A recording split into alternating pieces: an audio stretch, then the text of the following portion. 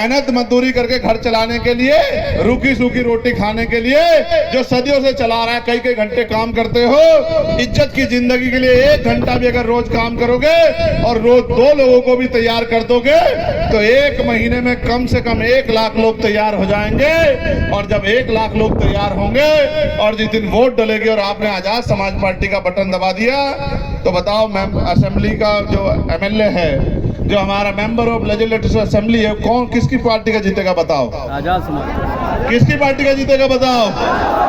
और जब आजाद समाज पार्टी का मेंबर ऑफ लेजिस्लेटिव असेंबली जीतेगा तो आप ये बताओ कि आपके हिस्से में इज्जत सम्मान आएगा नहीं आएगा? बताओ बताओ, आपकी बात को कहने वाला लखनऊ में कोई होगा नहीं होगा? जिस तरह से दिल्ली के बाद दिल्ली वालों से आपका अकेला चंद्रशेखर लड़ रहा है, तो यहाँ से मिल्कीपुर से भी एक दूसरा चंद्रशेखर जाके मुख्यमंत्री जी के सामने अपने लोगों के अधिकारों के लिए आंख से आंख मिला के आवाज खड़े करेगा नहीं करेगा? बताओ बताओ, चाहते हो नहीं चाहते हो ये? तो अब तुम लोग चुप रहना, सिर्फ महिलाओं से बात होगी। आप ये बताओ, हमारा निशान आपको पता है नहीं पता अभी तक? क्या है निशान? जोर से बताओ, आवाज कम आ रही है। अभी नहीं आई मुझे बात, चुप रहो, इनको बोलने दो बस। नहीं, मुझे नहीं सुनाई दे रहा, जोर से बोल के बताओ। मुझे तो पता नहीं, कुछ पंखा सुनाई दे रहा। बताओ क्या कह रहे हो? बताओ, जोर से नहीं बोलोगे तो मानूंगा ही नहीं। मुझे सब सुनाई दे रहा है, लेकिन जब तक जोर से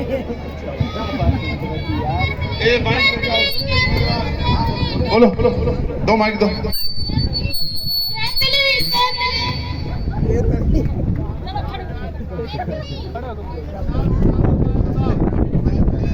बताओ हमारा दिल्ली को ताकत दोगे तो कौन ताकतवर होगा? अब दोनों हाथ उठाओ, जो लोग केतली की मदद करने वाले हैं, ऐसे हाथ उठाओ, मुट्ठी बंद करो, दोनों हाथ उठाने हैं। और लड़ाई तो हम पुलिस के लोगों की भी लड़ रहे हैं, लेकिन इनकी मजबूरी है, वरना ये भी चाहते हैं कि चंद्रशेखर आजाद जल्दी आ जाए, बढ़िया मौका हो जाए, हमारी 8 घंटे की ड्यूटी हो जाए। तो है तो ये भी हमारी तरफ, क्योंकि देखो इनको भी पता है कि कोई इनकी सुनना नहीं चाहता। सबको मौका मिल गया उत्तर प्रदेश में, सुनना चाहता देखो। और पुलिस के साथी भी सुन लो, हमने चुनाव के बाद आपसे ये नारा दिया। चुनाव से पहले देते तो आपकी वोट के बारे में सोच के देते। हमने जब चुनाव में आपको तकलीफ सहते देखा और हमने देखा किस तरह से पसीना बहाते, तो हमें तकलीफ हुई कि भाई इनको भी हमारे जैसा, इनका भी जो है, इनका भी सम्मान होना चाहिए। इसलिए हमने फैसला लिया। और मैं आपको वचन देके कहता हूँ कि जिस दिन हमें अवसर मिलेगा, पहली कैबिनेट में हम लोग पुलिस को ये अवसर दिला के रहेंगे। मेरे इस बात को आप लोग याद रखें। और साथ साथ मैं नौजवानों को कहना चाहता हूं, आप ताकत बना दो, मिल्कीपुर में लगवाएंगे उद्योग धंधे, जैसे अवसर मिल जाएगा। और यही जब उद्योग धंधे मिलेंगे, यहीं के लाखों नौजवानों को रोजगार मिलेगा। चिंता मत करो, हाथ पे हाथ धर के बैठने नहीं दूंगा, बेफिक्र रहो।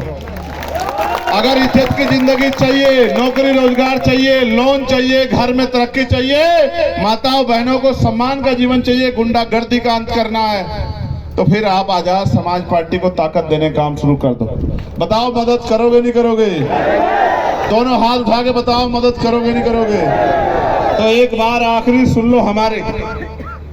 अभी जब केंद्र का बजट आया तो बजट मीडिया के लोग भी सुन लो, सच हमारे लोगों को पता लग जाएगा तो ये क्रांतिकारी खड़े हो जाएंगे अधिकार लेने के लिए।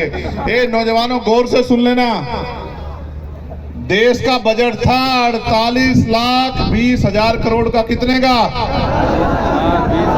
सब एक आवाज में बोल के बताओ कितना था बजट। सुनो पहले, 48,20,000। कितना? 48,20,000। क्यों बता रहा हूं सुनना। 48,20,000 करोड़ में संख्या के आधार पे हम बहुजन समाज के लोग तो 85% है, लेकिन SC/ST की आबादी 25% से ज्यादा है। हमारा हिस्सा बैठता था लगभग 12,00,000 करोड़। और सरकार ने हमें क्या दिया आपको पता है? पता है नहीं पता है? पहले सुनो, आपका हिस्सा कितना बैठता था? 12,000 करोड़। 12,00,000 करोड़। कितना? जोर से बताओ कितना? अब मिला कितना ये भी सुन लो, 26,000 करोड़। लाख भी नहीं मिला, 1 लाख भी। 50 लाख 1000 करोड़ भी नहीं मिला। समझे नहीं समझे? यानी कि मिलना था 1 रुपया और मिला कितना? 4 आना। 10 पैसे से भी कम। समझते हो? 12 लाख 1000 करोड़ रुपया मिलना था, मिला 26,000 करोड़ रुपए। भाई 1 लाख 1,00,000 करोड़ रुपए भी नहीं मिला। इस बात को समझो। मैंने जिस दिन ये देखा, मैं उस दिन समझ गया कि बहुत बड़ी चोरी हो रही है, डाका डल रहा है हमारे अधिकारों पे। जब वो पैसा जो हमारी तरक्की के लिए लगना था वो हमें दिया ही नहीं जा रहा, तो हमारे दिन कैसे बदलेंगे? आजादी के 75 साल बाद भी अगर हम रोजी रोटी से मोहताज हैं, आज भी हम पे टूटे मकान है, खाने के लिए अच्छा खाना नहीं, पीने के लिए साफ पानी नहीं, सर ढकने के लिए पक्की छत नहीं है, पहनने के लिए अच्छे कपड़े नहीं, तो हमें समझना चाहिए कि टैक्स तो हम बराबर देते हैं मगर कहीं ना कहीं लूट हो रही है। तो उस दिन मैंने नारा दिया, नारा गौर से सुन लेना और अपने घरों की दीवारों पर जाकर लिख लेना। लिख लोगे नहीं लिख लोगे? तो एक नारा दिया था मान्यवर काशीराम साहब ने कि वोट हमारा राज तुम्हारा, नहीं चलेगा नहीं चलेगा। दिया था नहीं दिया था? उसके बाद हमारे लोग अपने पैरों पे खड़े होने के लिए तैयार हो गए और हमारा 4-4 बार राज भी आया। लेकिन अब हमारे नेताओं ने कमी कर दी। अब हमें मगर राज तो लाना ही लाना है, तो अब हमारा नारा है कि वोट हमारा और नोट तुम्हारा। दिल्ली में जो बैठे हैं, समझे नहीं समझे? पहले क्या नारा था? वोट हमारा राज तुम्हारा, नहीं चलेगा नहीं चलेगा। और अब क्या नारा है? वोट हमारा और नोट तुम्हारा, और नहीं चलेगा।